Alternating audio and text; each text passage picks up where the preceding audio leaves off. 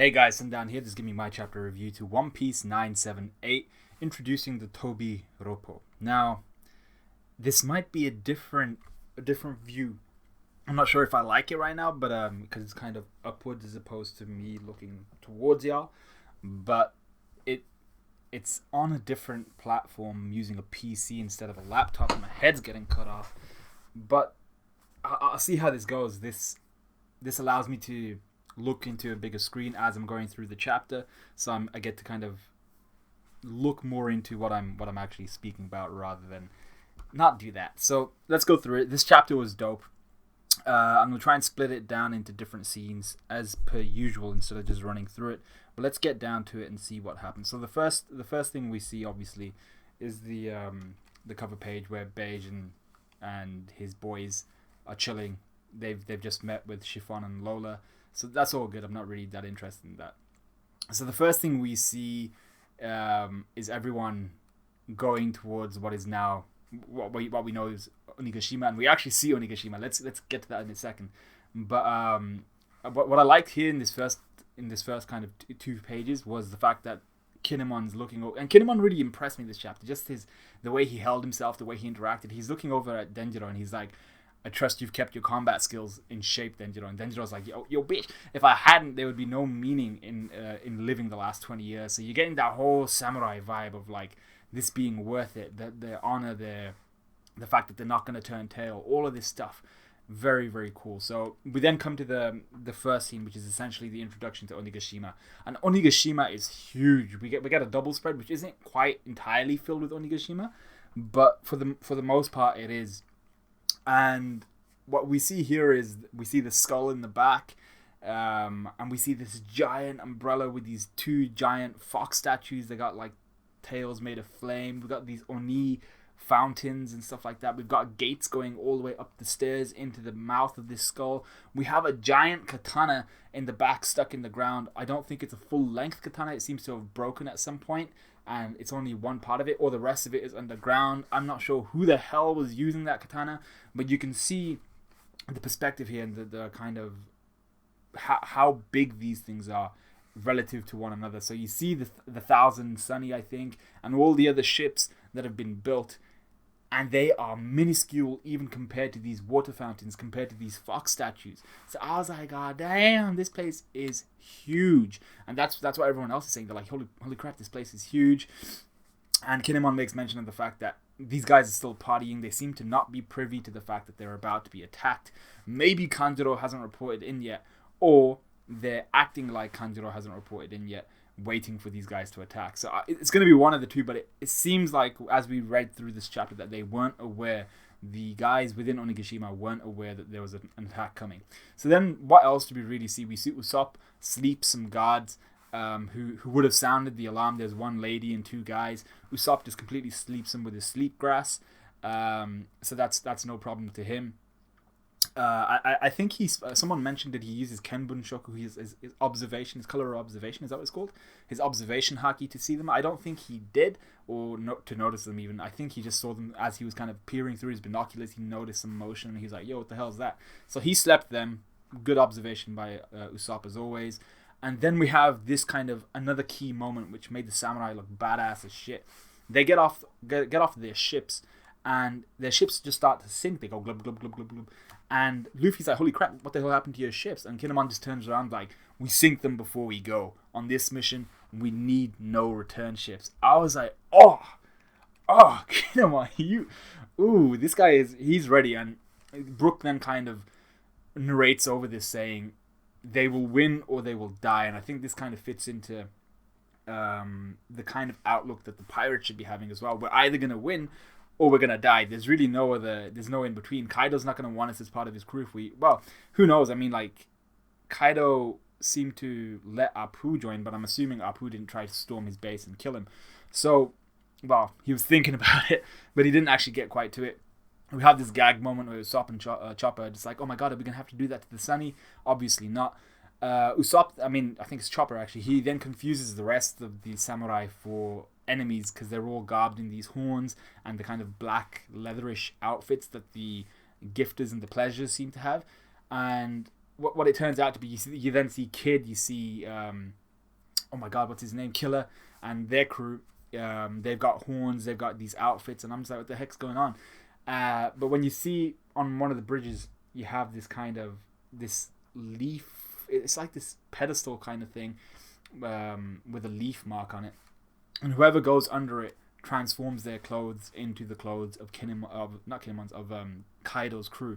And this is very obvious. It's obviously Kinemon. He calls this move Kin's Clothing Company. So he's just like, all right, you guys are mighty pirates and all that good shit, but we've got a whole bunch of enemies. We're outnumbered like by 5 times. 5-1. So let's go in looking like this. So the Straw Hat crew get their new garbs, their new outfits. Luffy looks cool with blackened trousers now. He's got the Kaido belt. He's got his horns, white horns, as opposed to the rest of his crew who have black horns. I'm not sure what that signifies. Zoro looks cool. Brook has one horn, same as Chopper. And then you have Nami. Obviously, for some... like, I get this is a shonen, but the rest of the guys all got, like, cool-looking outfits and stuff like that. And then you got Nami, who's just in this skimpy skirt and bra, and you're just like...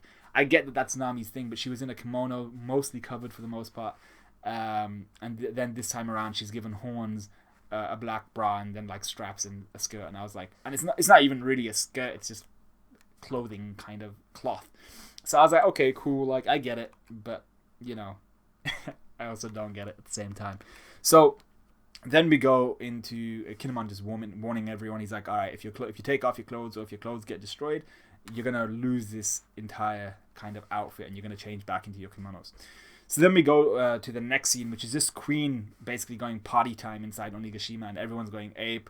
This is pretty much what they're doing. They're just partying it up inside of Onigashima, and he's talking about how, you know, he's being funky and all that. I'm like, okay, cool. But then he does this cool thing where he's asking everyone to he's like, let me hear if y'all are feeling it. So he asks the waiters, and we get this nice description as we see who the waiters are. So the waiters are the people awaiting smile fruit, so they haven't quite taken it in yet. But then he goes to the pleasures, who are people who have lost the bet, i.e. they took a smile fruit, and rather than receiving the gifts of it, which is the power of kind of an artificial zone, they lost the bet, and all they can do is laugh. Their negative emotions have been stripped from them. So they're known as the pleasures. We have the gifters, those people who have been gifted with or blessed with powers. And then we have the headliners, the people who are the chosen gifters, i.e. the strongest of the gifters, the ones who are more in control of their abilities, the ones who are more adept. So then Queen actually goes Tobi Roppo, and he puts his hand to his ear. They don't respond because they're above this kind of thing, you know. So they don't respond. Queen refers to them as arrogant punks. I was like, okay, that's cool. But then he goes to the numbers, and they actually respond by saying like their own things like huchacha, goki goki, and all that stuff, kun kun kun. And someone actually mentioned on Reddit the way that the numbers respond. I think go is 5, hachi is 8, kun, one of them is 9 or something like that. I think kun. Yeah, I think new might be 9 or something like that. So these all their laughs have numbers inside of them. So it has like 5, 9, 8. So maybe there's a certain number of numbers, and maybe these numbers are actually numbered. How many times did I say number there? But yeah, maybe these numbers are numbered. Maybe they go from 1 to 10. Maybe there's more than that. But I get the feeling they're kind of like Sparta-ish vibes here, in the sense of I'm number 1, I'm number 3, all that type of stuff. So there's actually another point here. Queen references, he says, we now go to Orochi's forces. First off, we have the elite samurai, the Mimawari Gumi. Now, this is very different to the Oniwabanshu. The Mimawari Gumi sounds like almost the Shinsen Gumi, if you're familiar with any of Japanese history. And I'm not sure if Gumi is just a word for group or something like that. I think it might be. But the Mimawari Gumi, I'm not sure if we've seen these guys before, so no one was really talking about this, but it seems like Orochi actually has an elite tier of samurai as opposed to just random samurai, be it like in the Yakuza or something like that, who would be beneath Kyoshiro or Denjiro. So he seems to have this elite samurai group who we've not seen before, the Mimawari Gumi. And these guys, they could be pretty dangerous. They could be guys who are direct enemies to Kinemon, to Kanjuro, to Raizo, to Denjiro, all these guys. So maybe they'll have more of an appearance as we go through, but it's just something I wanted to bring up because I'm not sure if we've heard of them before. Then we obviously have the Oniwabanshu. He makes mention of the fact that Big Mom's children are there, which is always, that's not a good situation for anybody. And then we go to what everyone was waiting for in this chapter. We see this lady with a mask talking about how stupid Queen is, how obnoxious he is, and she's speaking in a specific way. I've forgotten. Someone actually made mention of this on Reddit. I think, so we see who she is. Her name is Urti, or Ulti, depending on how Oda actually wants this pronounced. But she adds a certain ending to each of her words. So like how... You know how all the cutesy type characters always have like an ending to their words. She has a specific ending to her words. So she puts in arinsu at the end of her sentences, which is something only oirans or courtesans, which are essentially, I think oirans and courtesans are essentially high level prostitutes for like government officials and stuff like that. So Komurasaki Hiyori, she would speak like that in the guise of Komurasaki. So in the English version, they converted her weird sentence endings into kind of whatever she's saying at this point in time. I'm not sure what exactly in the English one. It's kind of lost. I don't think there's really any. It would be more the accent she's putting, I think, and the tone that she's putting on, rather than the words that she's speaking. So we can't tell from the manga specifically that she's speaking in a weird way. Next to her are two silhouetted individuals. We see this one guy who has this mask coming down to his nose in kind of like almost like a beak fashion. He's smoking, and he speaks to this person who's got nail polish on and seems to be smoking this pipe. And he says to this person, he's like, if Queen were to die, say tonight, who would be the next lead performer? And this person says to him, I'm thinking you think it's yourself. So suggesting that this guy he's either powerful enough to replace Queen, or he's next in line, or she thinks that he's full of himself and he's nowhere near being next in line, and it could be any of them.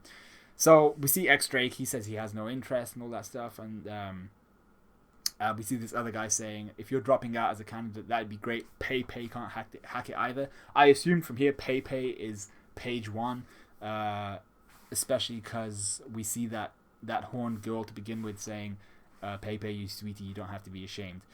So then we go straight into the introductions. We have 6, obviously, of the Flying Roppo. They call the Flying 6, the Flying Roppo, the Tobi Roppo.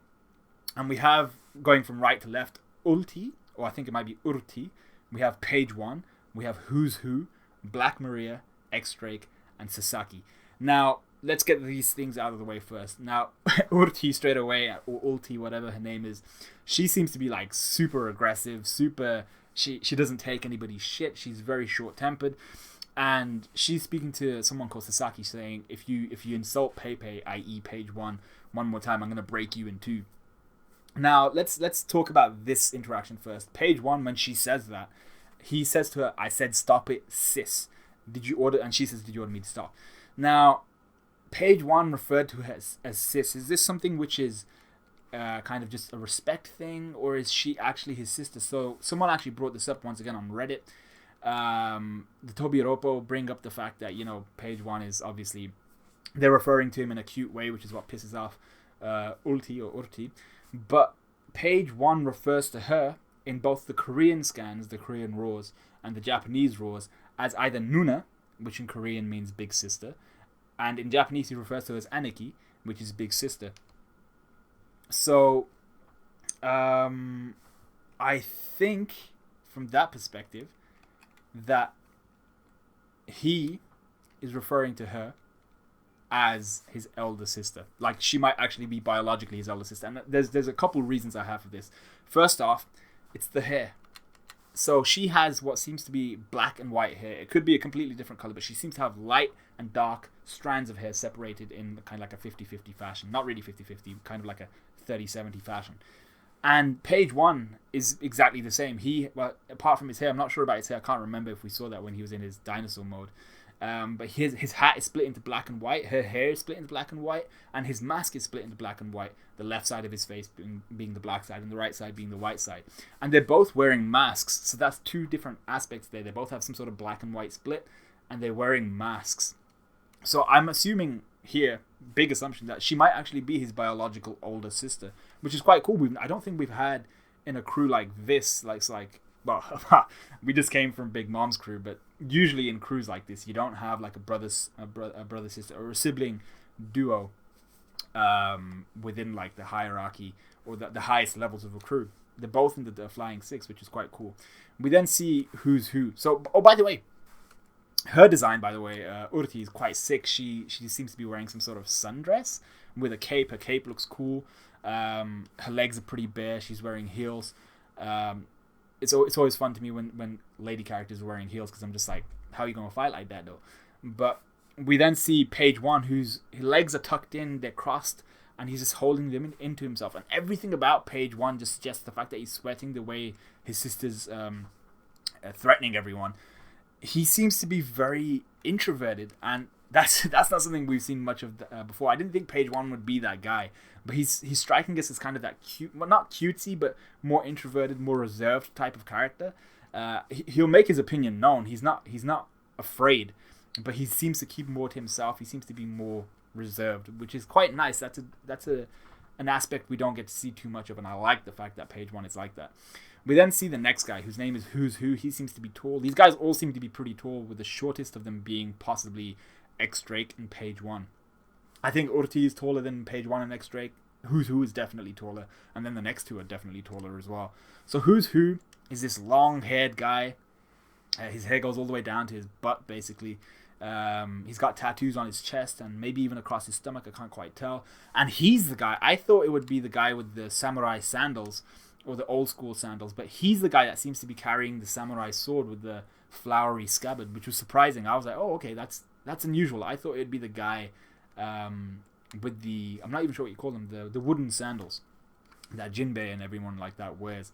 So his name is Who's Who. He's the guy that has this kind of face mask kind of thing, which is, it makes him look like he's got a beak kind of thing, but I'm not sure exactly what his thing is. He looks pretty cool though, and then he's got the horns. They've all got horns besides X-Drake, by the way.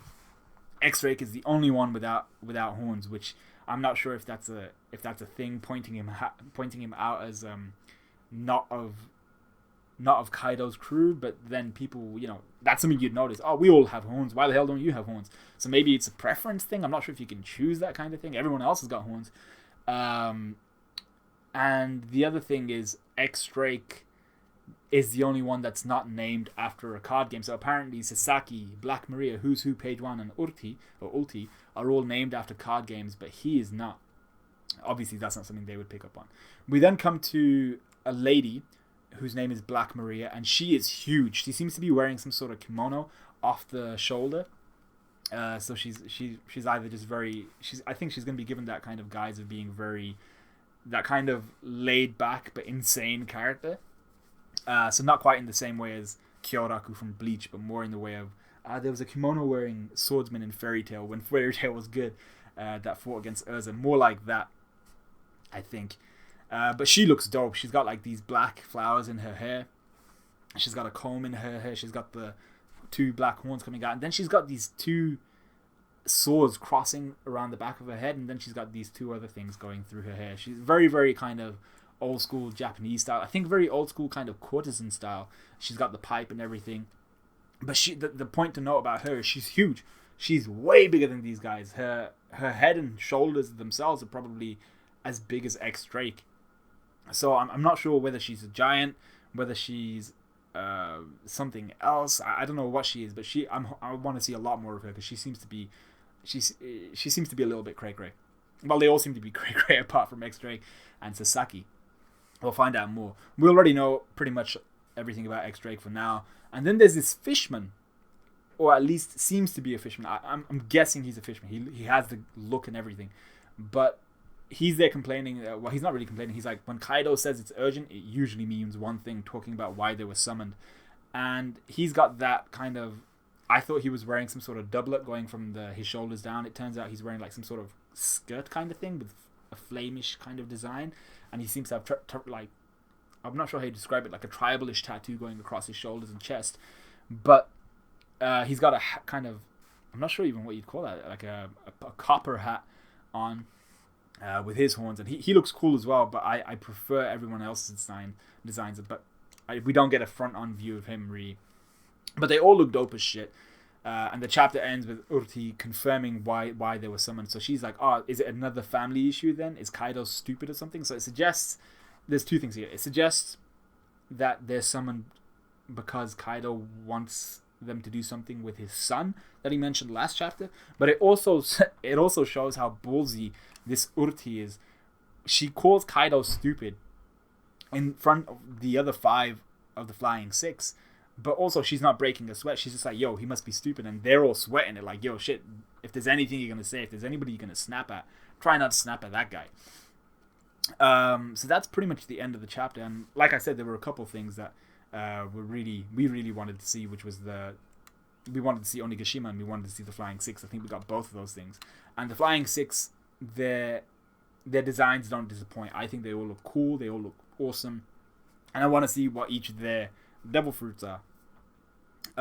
Like I said before, I think Ulti is actually Page One's biological older sister, just by virtue of the fact that he referred to her as Nuna or an Aniki. And I think that's pretty much it. Let me know what you guys thought of this chapter. I enjoyed it. Let me know what you guys thought of this review. Like, comment, subscribe, all of that good stuff. And hopefully tomorrow I'll release my My Hero Academia review. I haven't even read that yet. So I'll see you guys hopefully in a bit.